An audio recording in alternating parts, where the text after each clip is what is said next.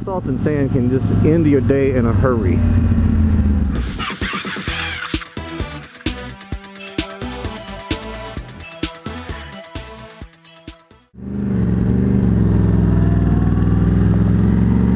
What's up, YouTube? Out here kicking it for a little bit before the rain starts. See if I can sneak in a moto vlog. Today's topic is springtime. That's right, springtime is finally arriving in parts of this country. And so we are finally getting the opportunity to ride without being swallowed up by giant piles of gear.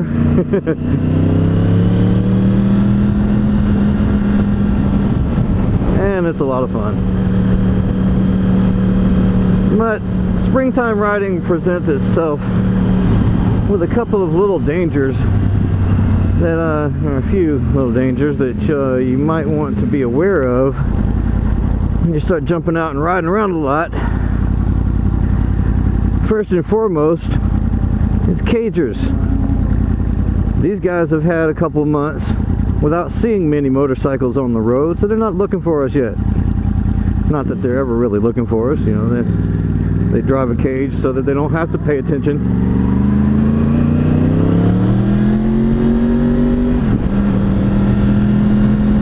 Anyway, they are not used to motorcycles for the season, so they have not been seeing us riding around. So they'll be even less likely to see you than they are during the regular riding season. So you got to be careful for that. Number two is road conditions, and it's kind of there's actually a couple of road condition issues. Number one is that they may have salted and sanded some of the roads for the winter, and some of that salt and sand tends to linger around long after it's necessary. And then so you got to be careful with that, because you know, salt and sand can just end your day in a hurry. Hit a little bit of that. A little bit of sand was on the Richard B. Russell Scenic Highway up in the Blue Ridge Mountains. We were riding this past weekend, and I got a little wiggle towards the top of that, hitting some sand. A little butt pucker moment. That little, oh shit. And another road condition issue that you have to be aware of and ready for is when the water freezes into cracks in asphalt, it expands. A little bit of science class for you, for those of you who'd forgotten or weren't paying attention, or just, you know, we're out behind the gym smoking a fat one or whatever you do. Yeah. And the issue with that is it expands, it widens the cracks and even creates holes and breaks the road apart. So there may be potholes in places that there weren't the last time you were on your bike. So you got to be careful of that shit too. That can mess you up, or at least damage your tires, you know. But it can also lead to your imminent death. That was an odd way to take the turn, but okay.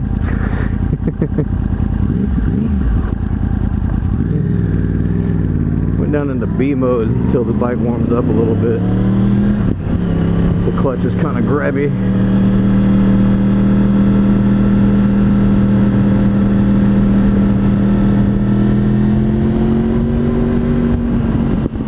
Ah, springtime. Check it out, the food trucks are here. People getting outside to get their food on, man.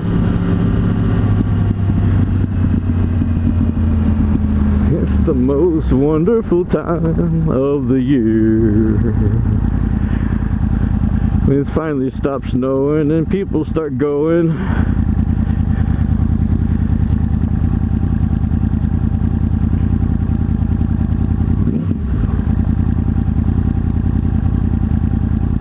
Actually, I live in Atlanta, so we saw like a very tiny bit of snow. And apparently most of the ice and all that bother was up north of the city. So down here In civilization, we didn't see it much.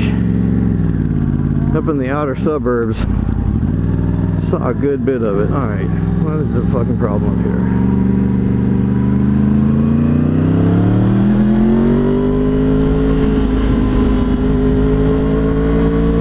Little traffic navigation. Alright, YouTube, that's all I want to do is warn you guys about a couple of things you might want to look out for while riding in the springtime. Cagers that aren't used to you, cracks in the road opening up from the ice, and nothing's worse than, you know, getting ice in your crack. Trust me. Don't ask me how I know.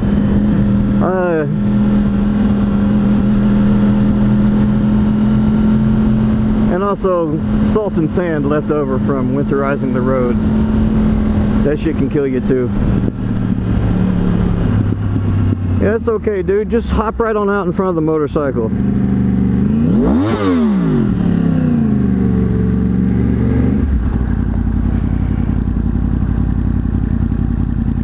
Alright, YouTube. Time to play in some traffic. Talk to you guys later. Peace.